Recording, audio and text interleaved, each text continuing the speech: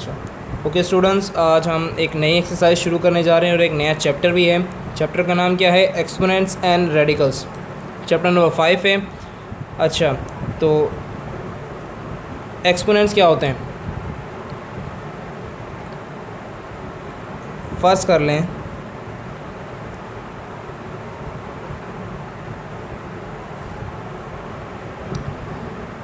तो students, exponent क्या होता है? मिसाल के तौर पर हम एक एग्ज़ाम्पल ले लेते हैं कि मैं लिख रहा हूँ 5, ऊपर मैंने डाल दी पावर। अब जो मैंने लिखा है 4, इसे हम एक्सपोनेंट भी कहते हैं और पावर भी कहते हैं। और जो नीचे ये हिस्सा है इसे कहते हैं बेस। एंड रेडिकल्स क्या होते हैं? अब एक और एग्जांपल लेते हैं कि स्क्वायर रूट, अंदर मैंने लिख दिया 8। अब जो ये रूट है ना, रूट, स्क्वायर रूट, इसे कहते हैं रेडिकल। अच्छा, तो आई होप कि आप लोगों को समझ आ गया होगा। अब एक और चीज़ की जानिब, सवाल पर जाने से पहले एक और चीज़ की तरफ चलते हैं कि एक लॉ है,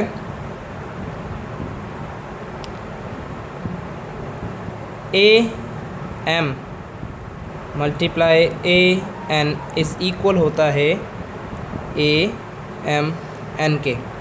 क्या मतलब? बेस सेम हो तो पावर्स जो हैं वो ऐड हो जाती हैं। अब इसी लॉ को मद्देनज़र रखते हुए हम अपने question number 3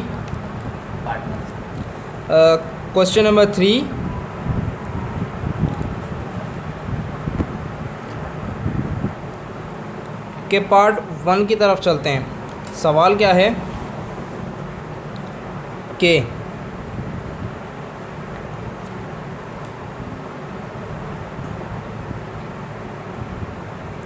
question number 3 part 1 सवाल है square root 3 into square root 3 into square root 3 and square root 3। अब इस सवाल को हम सॉल्व कैसे करेंगे? पहले तो सवाल देख लेते हैं कि हमारा सवाल क्या है। Express each of the following as exponents. हमें इन तमाम सवालों को एक्सपोनेंट फॉर्म में आंसर करना है। करते हैं।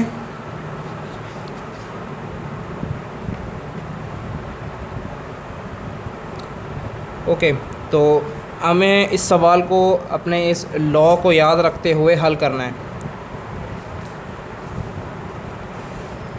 सॉल्यूशन क्या आएगा हमारे पास? के सवाल ज़रा तेज़ी से दोबारा उतार लेते हैं। अब बेस सेम है, पावर्स क्या हैं यहाँ पर? 1। क्या हो जाएगा? बेस सेम है, पावर्स ऐड हो जाएंगी। Just simple as that. हमने जस्ट अपने लॉ को फॉलो करा, बेस सेम थी सारों की और पावर्स को हमने ऐड कर दिया। 1 1 1 1 4। दैट्स इट, ये आपका आ गया आंसर। क्वेश्चन नंबर 1 और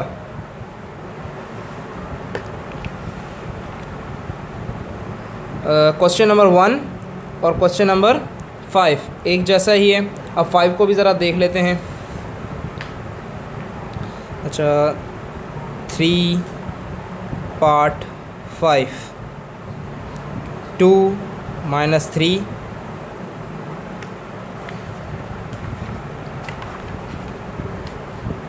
मल्टीप्लाई बाय 2 माइनस 3। ओके, अब ज़रा इसका सॉल्यूशन देख लेते हैं।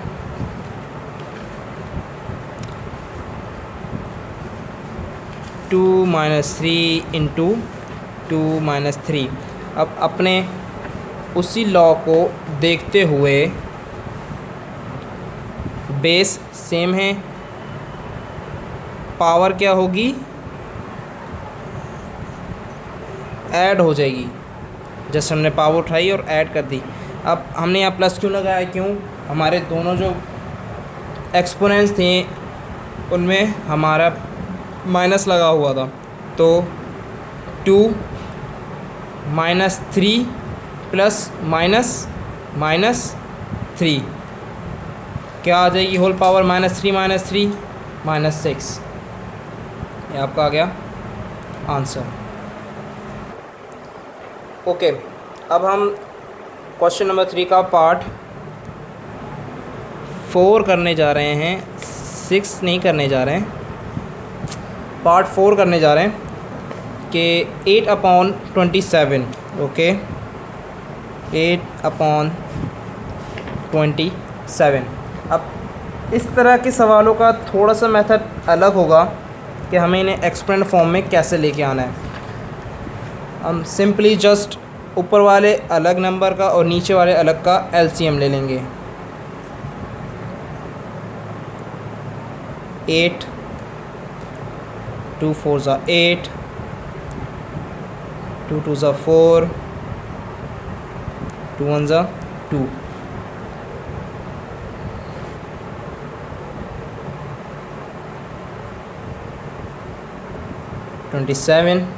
अब 27 के लोएस्ट नंबर किस में आता है, 9 में। 9 से नहीं करते हैं हम, 3 से करते हैं, 3 से भी तो आता है।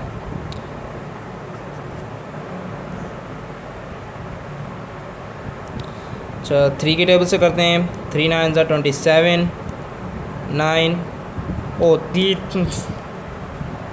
अच्छा, एक मिनट ज़रा इसे यहाँ से कैंसिल आउट करके हम नीचे सॉल्व करते हैं।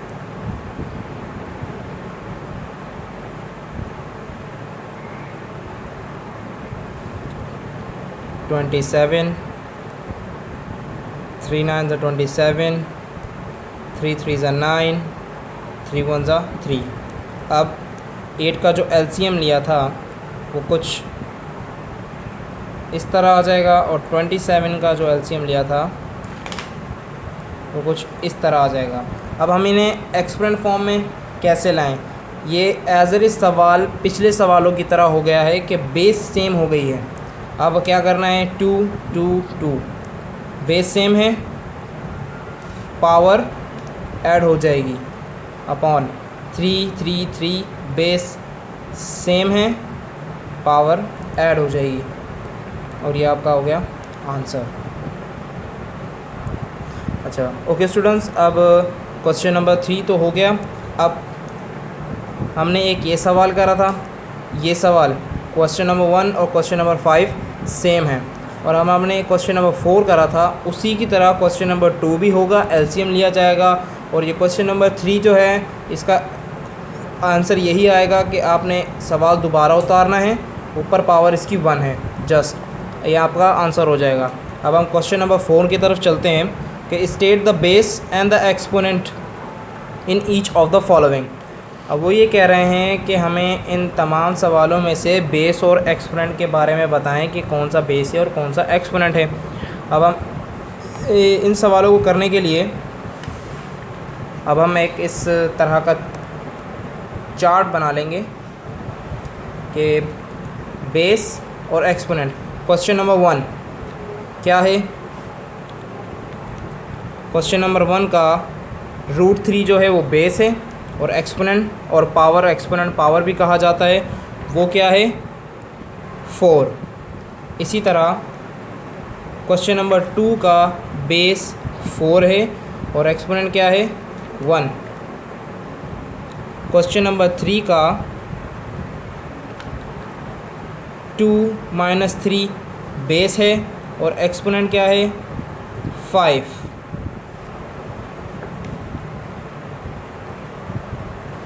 ओके, और क्वेश्चन नंबर 4 का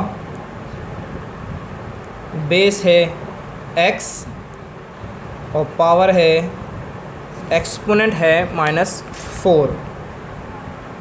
और क्वेश्चन नंबर 5 का बेस √5 है और एक्सपोनेंट 0 है।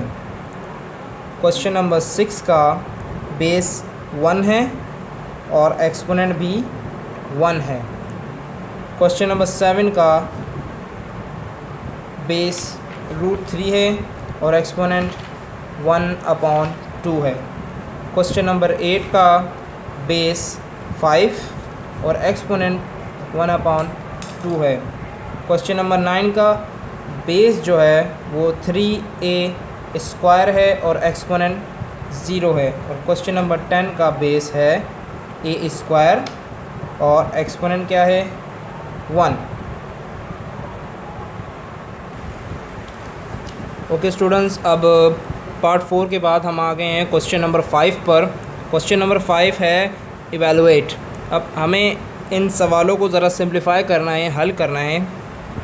क्वेश्चन नंबर 5 का पार्ट 1 क्या है, 4a³ के ऊपर पावर है 0। अब हमें इन सवालों को सॉल्व करने के लिए पहले क्या करना पड़ेगा, पहले तो एक चीज़ आपको याद रखनी होगी कि अगर किसी भी वैल्यू के ऊपर पावर 0 हो वो क्या हो जाता है 1, जस्ट सिंपल।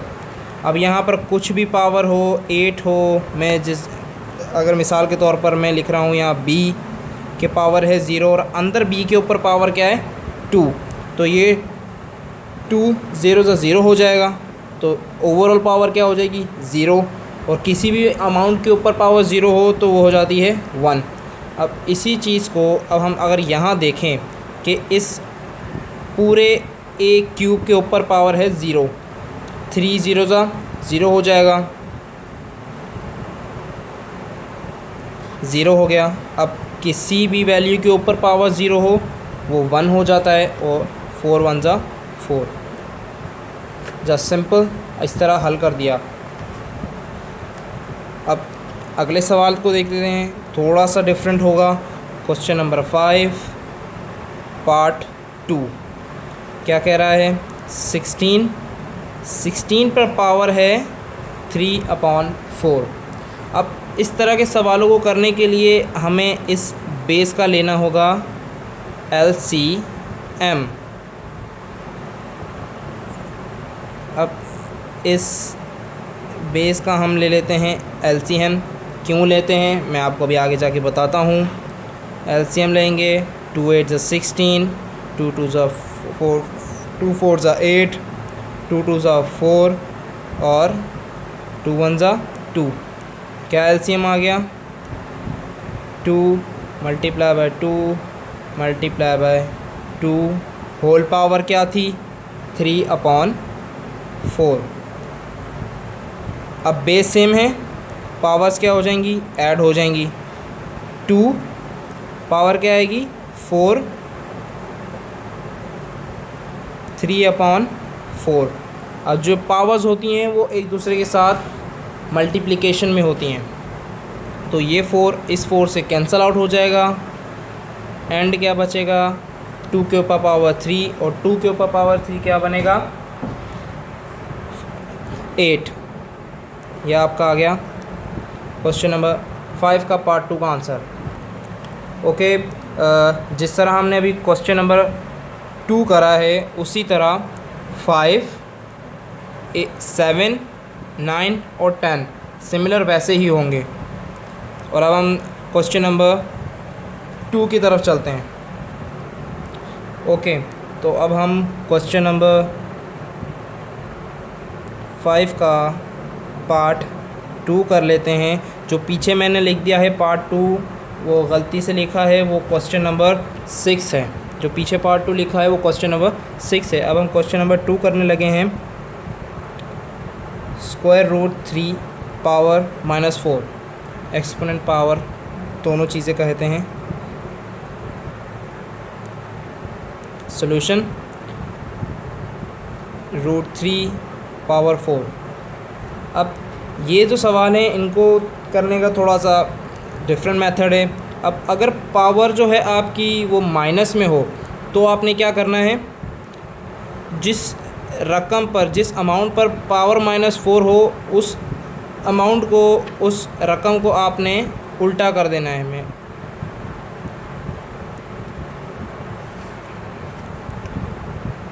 उस वैल्यू को आपने उल्टा करके लिख देना है। किस तरह? √3 स्क्वायर √3 है और नीचे 1 होता है, हमें पता है, तो हम क्या करेंगे 1/√3 कर देंगे और ये पावर प्लस में हो जाएगी।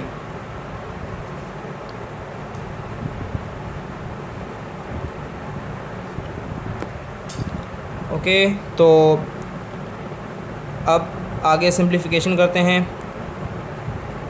रूट बराबर होता है हमारे पास किसी भी वैल्यू के ऊपर पावर हाफ। अब हम यहाँ इसी को अप्लाई कर देंगे, रूट हटाकर हाफ लिख दिया और इस पूरे पर 4। अब 1/2 1 ज़ा 2 2 2 ज़ा 4, 3 की पावर 2, 1/9। ये आपका हो गया answer. Okay students, question number 5 complete हो चुका है। अब हम अपने क्वेश्चन नंबर 6 की तरफ चलते हैं, सिंप्लीफाई। पहला क्वेश्चन क्या लिखा है? 27 पावर 2/3 प्लस 4 पावर 3/2। अब इस तरह के सवालों को करने के लिए पिछले सवाल एक इस तरह का सवाल गुजरा है। पिछले सवाल क्वेश्चन नंबर 5 में किसी एक पार्ट में गुजरा है कि बेस के हम एलसीएम ले लेते हैं। तो पहले 27 का एलसीएम ले लेते हैं हम। 27 3 से लेंगे, 3 9 ज़ा 27, 3 3 ज़ा 9, 3 1 ज़ा 3, 3 × 3 पावर क्या आ गई? 2/3। 4 का ले लेते हैं एलसीएम, 2 2 ज़ा 4, 2 1 ज़ा 2 प्लस 2 × 2 3/2। अब बेस सेम है, पावर क्या हो जाएंगी? ऐड,